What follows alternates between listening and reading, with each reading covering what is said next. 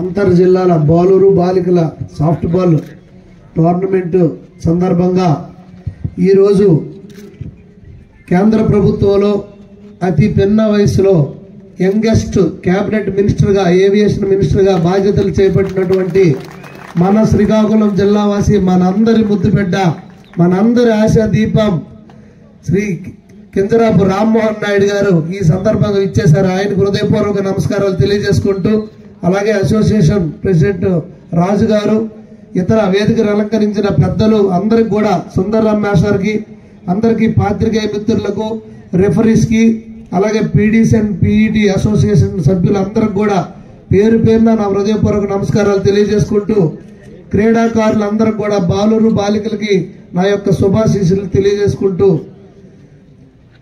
ఈరోజు అతి తక్కువ కాలంలో ఈ సాఫ్ట్ బాల్ అసోసియేషన్ స్టార్ట్ చేసి ఇది 3వసారి ఇక్కడ రాష్ట్ర స్థాయి ఈ క్రీడా పోటీలు నిర్వహించడం చాలా గర్వించదగ్గ విషయం. వాళ్ళందరినీ అభినందిస్తూ రేపు రాబోయే రోజుల్లో మీరు నేషనల్స్ కూడా కండక్ట్ చేస్తామని చెప్పడం జరిగింది కనుక తప్పకుండా మీకు నెక్స్ట్ ఇయర్ ఈ టైం కల్లా స్టేడియం కూడా మ్యాక్సిమం అందుబాటులోకి వస్తుంది.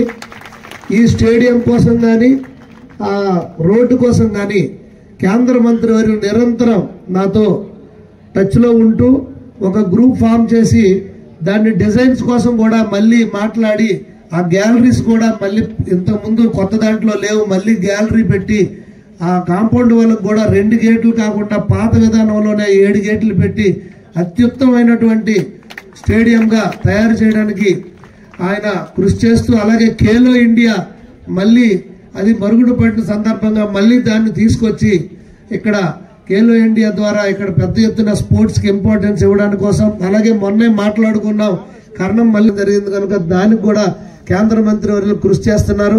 అలాగే రాష్ట్ర మంత్రి గారు అచ్చెన్నాయుడు గారు కూడా స్టేడియం విషయంలో కానీ రోడ్డు విషయంలో కానీ ఎంతో శ్రద్ధ వహిస్తున్నారు. తప్పకుండా ఈ క్రీడాకారులందరూ కూడా మేము అందుబాటులోకి తీసుకొస్తామని ఈ సందర్భంగా తెలియజేసుకుంటూ ఈరోజు ఈ రాష్ట్ర స్థాయి టోర్నమెంట్కి సహకరించిన దాతలందరూ కూడా అలాగే అసోసియేషన్ సభ్యులకు కానీ ఇక్కడ ఉన్న పీడీస్ అండ్ పీఈటీ అసోసియేషన్ అందరూ కూడా పేరు పేరున నా హృదయపూర్వక ధన్యవాదాలు తెలియజేసుకుంటూ రాష్ట్రం మొత్తం మీద అన్ని జిల్లాల నుండి క్రీడాకారులు వచ్చారు. వాళ్ళందరికీ కూడా ఆల్ ది బెస్ట్. ఎవరైతే గెలిచారో వారనే కాదు, మీ ప్రయత్నం వృధా పోదు. ఎప్పుడు కూడా క్రీడలు అనేవి ఓన్లీ గెలుపోవటంలే కాదు, మన మానసిక ఉల్లాసం అలాగే శరీర దారుఢ్యం అన్నిటికీ కూడా ఉపయోగపడుతుంది.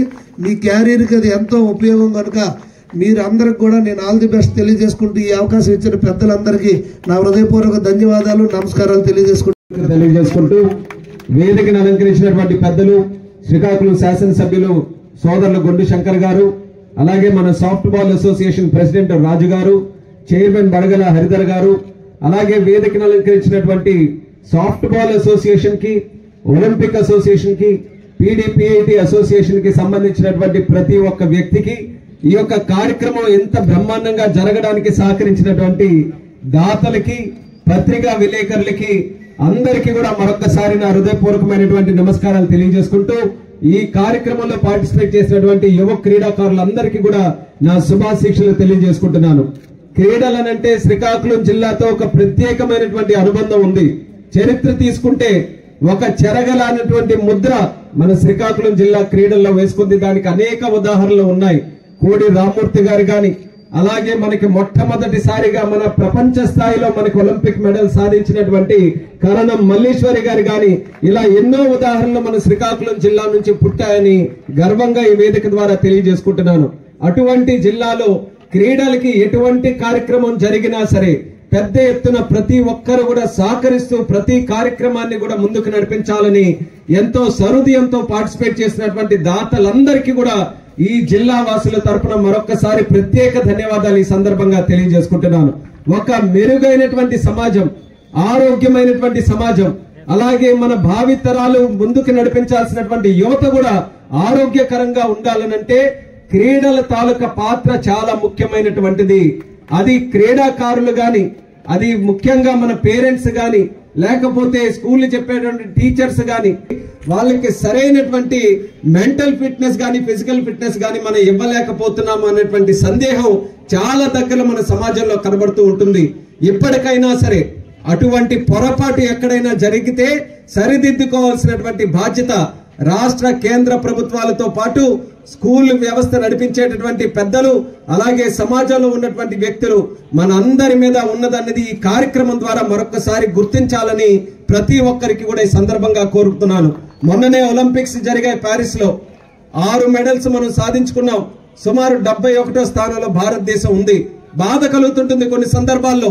ఇంత పెద్ద దేశం, ఇన్ని విశిష్టలు కలిగినటువంటి దేశం ఎందుకు మనం అంత స్థాయిలో మనం రాణించలేకపోతున్నామనేది జరుగుతుంటుంది. కానీ మనం దృష్టి పెట్టాల్సినటువంటిది ఒలింపిక్ లో ఎన్ని మెడల్స్ సాధించామనేది కాదు, గ్రామ స్థాయి నుంచి క్రీడాకారులు ఏ రకంగా మనం ప్రోత్సహించి అక్కడికి పంపిస్తున్నామనేది దాని మీద మనం దృష్టి పెట్టాల్సినటువంటి అవసరం ఉంది. దానికోసం రాజుగారు కూడా చెప్పారు, గెలిచిన తర్వాత వాళ్ళందరినీ కూడా ప్రోత్సహించే బదులు గ్రామీణ స్థాయిల నుంచి మండల జిల్లా స్థాయిల నుంచి ఏదైతే చిన్న స్థాయి నుంచి యువ క్రీడాకారులు ఎవరైతే క్రీడల పట్ల ఆసక్తి చూపించి ముందుకు వస్తున్నారో వాళ్ళకి సహకరించే పథకాలు చేయాలని నా వంతుగా ఈ రోజు ఒక స్థానంలో ఉన్నాను కాబట్టి మాటిస్తున్నాను.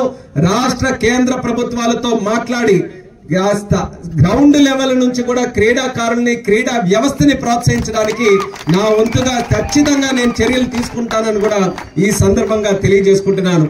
అలాగే మన జిల్లాలో కూడా క్రీడా వ్యవస్థని మరింత పొందుపరచాలని మనకి ముఖ్యంగా ఉన్నటువంటి స్టేడియం అది ఎంతో కాలం నుంచి అదొక పోలవరం ప్రాజెక్టు లాగా గతంలో అయిపోయింది.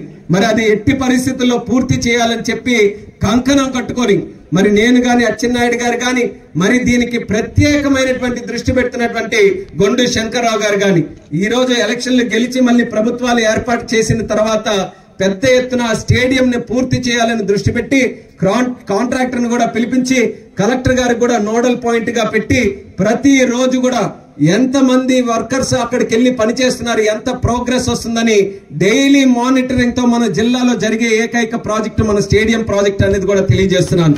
ఎందుకనంటే అది ఎట్టి పరిస్థితుల్లో పూర్తి చేసి దాని తాలూకా ఫెసిలిటీ మన జిల్లాకి మన క్రీడాకారులకి అందించగలిగితే వాళ్ళు ఆ ప్లాట్ఫామ్ ని సద్వినియోగం చేసుకుని మన జిల్లా తాలూకా కీర్తి ప్రతిష్టలు క్రీడల ద్వారా ప్రపంచ స్థాయిలో నిలబడతారనే నమ్మకంతో దాన్ని పూర్తి చేయడానికి ఈ రోజు కంకణం కట్టుకున్నాం.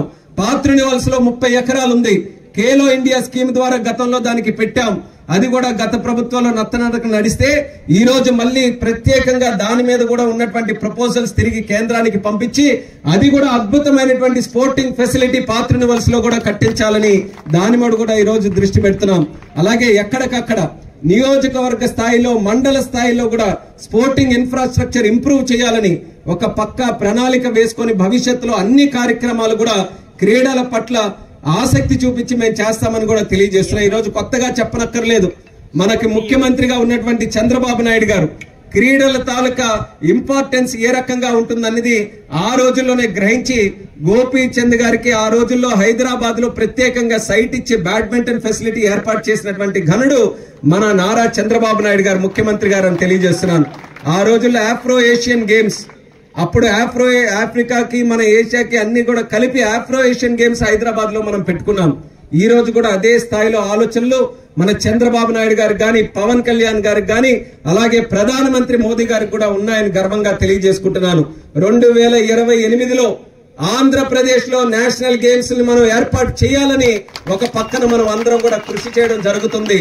అలాగే నరేంద్ర మోదీ గారి తాలూకా ఆలోచన 2036 సంవత్సరానికి మన భారతదేశంలో ఒలింపిక్స్ ని మనం తీసుకొని రావాలని ఆయన వంతుగా ఆయన కృషి చేస్తున్నారు. ఇవన్నీ కూడా మాటల కంటే మనం చేతల్లో చూపించాలనంటే దాని పట్ల ఇప్పటి నుంచే మనం అన్ని కూడా కార్యాచరణ వేసుకొని ముందుకు వెళ్ళాలి.